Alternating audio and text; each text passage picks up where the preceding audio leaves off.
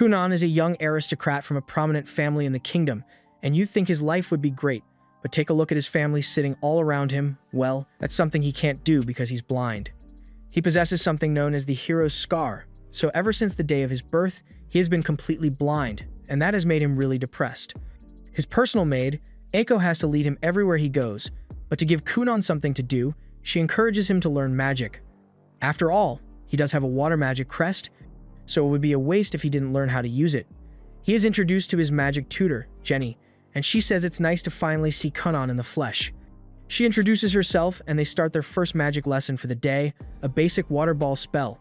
After teaching Kunan the incantation, he gives it a try and is able to create a small water ball. Jenny is impressed with Kunan's performance and says she can see that he has a high aptitude, but Kunan can't see anything, so he asks her to tell him what just happened. Jenny explains that he succeeded in creating a water ball around the size of an eyeball, but that was a really poor choice of words. She is worried that she might have offended him, but Kunan just came to the realization that magic can be eyeball-shaped, and if he learns enough of it, he might be able to make new eyes for himself.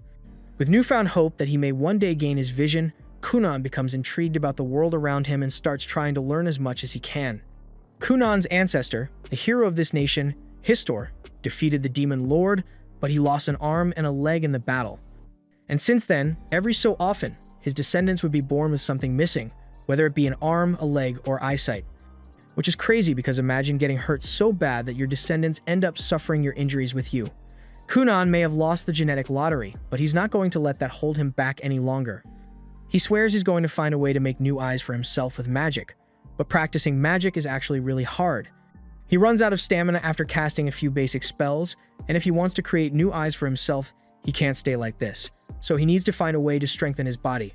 Normally, running would be a good way to raise stamina, but Kunan isn't exactly equipped for that, so Eiko suggests he could do some sword training instead, and she even has the perfect instructor in mind.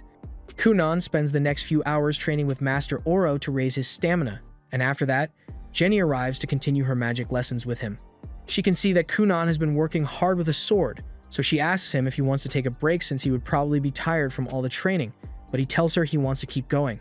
In that case, Jenny suggests they should start by reviewing the water spell she taught him last time, but while she was expecting Kunan's progress to be the same as last time, to her surprise, he immediately creates 7 flawless water balls all at once, and she knows she did not teach him that. Meanwhile, over in the royal palace, Princess Mira has just been informed that a carriage has been prepared for her to go visit Kunan, but she doesn't really want to go. Kunan and Mira were betrothed to each other since he was born with the hero's scar, so it's an important political marriage, but she doesn't think Kunan likes her at all.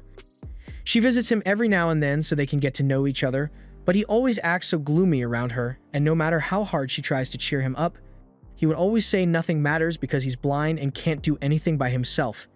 Even so, Mira's maid tells her she still has to go see him, so she eventually agrees and heads over to Kunan's home. However, this time, when she meets him, he seems much happier than he was the last time she saw him. She asks him if something happened to him recently, so Kunan explains that he recently fell in love with magic and it has given him hope again. He apologizes for always being so gloomy around Mira, and he asks her if she'd like to listen to some of his stories since he has been learning a lot of fun things recently. By the end of the day, Mira leaves Kunan's house, and this time, she actually had a lot of fun playing with him, so she can't wait for her next visit. Later that night, back at Jenny's apartment, she's freaking out because she doesn't know what to teach Kunan for his next lesson. She took this job because she thought it would be easy money teaching a 7-year-old elementary magic for a few years, but after a few lessons, Kunan already mastered it. She wonders if she should start teaching him intermediate magic, but she can't risk doing that because while magic is convenient, it's not necessarily safe, so she might get in trouble for teaching him dangerous spells so soon. However, she's not going to give up yet because she's got bills to pay, and she's going to come up with a perfectly safe lesson for Kunan so she can keep collecting her paycheck. The next day, when Kunan and Jenny meet, she tells him that today's lesson is going to be a little different. He has already mastered the water ball, but that is a compound spell, so she wants him to try learning to adjust the various aspects of it. Kunan assumes she's talking about how he creates water, makes it float in the air, and maintains its ball shape mid-air, and she tells him he's right, but there's a lot more to it. Things like temperature, flavor, and color can also be adjusted, and to demonstrate, she creates 2 water balls in front of him. When he touches them, he notices that one is cold while the other is warm, and he seems to understand the concept that Jenny is trying to explain, so he decides to give it a try. Jenny is shocked to hear him say that, because she came up with this lesson intending to have him spend the next few weeks learning it, but just from her explanation, he already understands the basics of the technique and was even able to create juice-flavored water. Granted, it's still really hard for him to do, so he's going to need to practice a lot. The next day, Iko is getting ready to prepare a drink for him, so she asks Kunan to make some hot water for her. And he does so, but as he is sending the water over, Kunan sees the bowl of apples underneath it, and then wait a minute, Kunan just saw those apples. He panics and drops the water because this is the first time he has ever seen something. But when Iko asks him if that means his eyes are working, he explains that that isn't the case.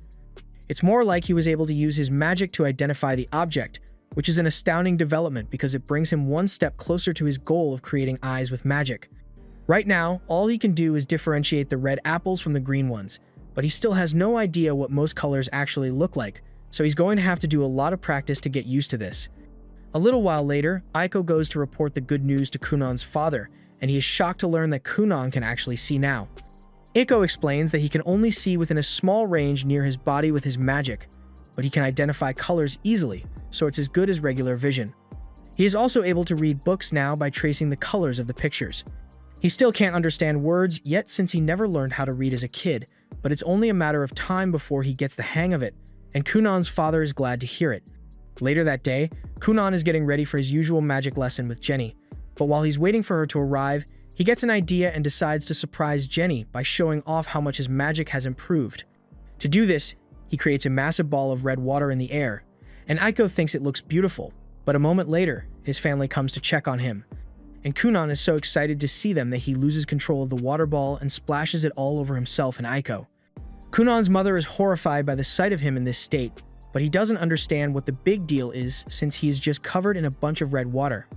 Iko explains to him that the color red can be a bit unsettling to most people because it's the same color as human blood, but Kunan had no idea that blood was red to begin with.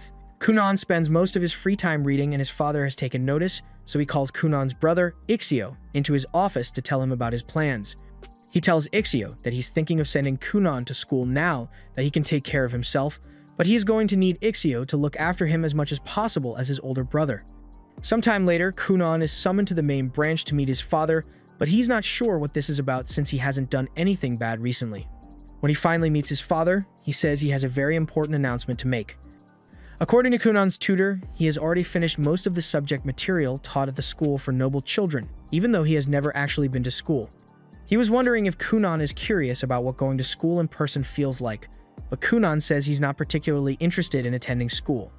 After all, he wouldn't want to be a burden on his classmates, and he has his own goals he wants to achieve. He asks his dad if it's a problem that he doesn't wish to attend school, and it kind of is because school is mandatory for all noble children, and technically, Kunan is already enrolled, at least on paper. But due to his unique circumstances, his father got the king to make a special exception for him. However, now that Kunan has learned to see well enough to move about on his own, his father thinks it's time for him to consider going back to school. Kunan asks if he's trying to get rid of him because of the red water incident, and Kunan's dad is still a bit upset about it, but that's not the reason. He's saying this for the sake of Princess Mira, because if Kunan doesn't go to school, then it will make him look bad to the other nobles, and even if he isn't worried about his public image, as Mira's future husband, any negative opinions about him would affect her as well. Kunan understands the point his father is trying to make, so he agrees to go to school, but he still thinks it's going to be a waste of time since there's nothing new for him to learn there. His father tells him he doesn't actually have to attend classes. He just needs to pass all the advancement exams needed to qualify for graduation, and since he has already completed the syllabus with his tutor, it should be easy for him to pull off. A little while later, Kunan meets with Mira to inform her that he will be attending school soon, and she's really excited because that means she will get to spend more time with him at school. But Kunan is a little worried since if Mira is with him all the time, then all the boys who have crushes on her will get jealous, and they might take it out on him. Mira tells him he will probably be fine, but to be honest, that didn't sound very reassuring, so Kunan thinks he should probably get a new wand for self-defense. On the day of departure, Kunan and Ixio get into a carriage to leave for the academy, but to make the ride a little smoother, Kunan casts water magic on the wheels to act as shock absorbers. Ixio is impressed by how much Kunan's magic has improved, but Kunan says he has just become a little stronger, so it's not a big deal. He also apologizes since he's sure he must have worried his brother a lot with how depressed he was before, but now he is determined to survive no matter what, so Ixio doesn't need to worry about him anymore. Ixio is glad that Kunan has changed for the better, but then Kunan says he will make sure he succeeds even if it means the rest of the world has to perish, and that's crossing into villain territory. So Ixio is a bit worried again. They eventually arrive at the school, and Kunan can hear the voices of dozens of new people all at once. In the past, he would have backed out immediately without giving it a try, but not anymore. He asks Mira to take his hand as the two of them walk into the building, and near the entrance, there's a professor waiting to meet him. Cass was asked to act as Kunan's guide and proctor for the advancement exams, but she's a bit worried because she has heard rumors about Kunan being a shy and reserved boy, and she's not sure how to handle someone like him who refuses to socialize. But to her surprise, a moment later, she sees Kunan and walk by with Mira and Ixio, and they all seem to be chatting normally. She catches up to them and introduces herself as the professor who's going to be in charge of Kunan today, and Kunan says it's a pleasure to meet her. The bell rings soon after, so Mira and Ixio have to go to their respective classes now. So Mira says goodbye to Kunan and tells him to meet her in the cafeteria for lunch once he's done with his exams. Meanwhile, from the second floor, Mira's older brother has been watching her, and he can see how happy she is with Kunan, so he could be supportive of her. But nah, he wants to be a hater, so he intends to confront Kunan the moment he finds him. Meanwhile, Kunan has just arrived in his exam room, and Cass is explaining the basics to him. There are 5 exams he needs to take, and normally, these exams are spread out to give students time to prepare, but an exception was made, so he will be allowed to take the tests back to back. Kunan apologizes to her for the trouble, explaining that his father and the king are practically best friends, so they likely pulled a few strings to force the school to make an exception for him. He then goes off on a tangent about just how close his father and the king are, but she really doesn't want to hear any of it, since she prefers to stay out of the politics of high society. After the tests are complete, Cass heads to the faculty room to grade them, and she thought she was going to have to fudge Kunan's scores a little to make sure he passes since the king is backing him, but he actually aced every single test on his own, and for someone who has skipped school up till now, that doesn't make any sense. After the test, Kunan meets up with Mira, and the two of them are about to have lunch together when all of a sudden, Lyall cuts them off. Mira seems scared of her brother since he has violent tendencies, but Kunan has no idea that Lyall is Mira's brother, and frankly, he doesn't care, because if he's making Mira upset, then he's got to go. Kunan was about to make a move against Lyall, but just then, Ixio showed up and gets in front of him to try and smooth things over. He politely asks Lyall to leave Kunan and Mira alone, and there's not much else he can do since he can't risk being rude to the 6th prince of the kingdom. However, while Lyall was yelling at Ixio, Kunan secretly cast a spell and gathered water droplets around the crotch of Lyall's pants before acting oblivious and yelling, "Oh no, Prince Lyall just peed his pants." Everyone's eyes instantly point towards Lyall's crotch, and even though he denies peeing on himself, the evidence is pretty damning, so to save himself from further humiliation, he is forced to leave.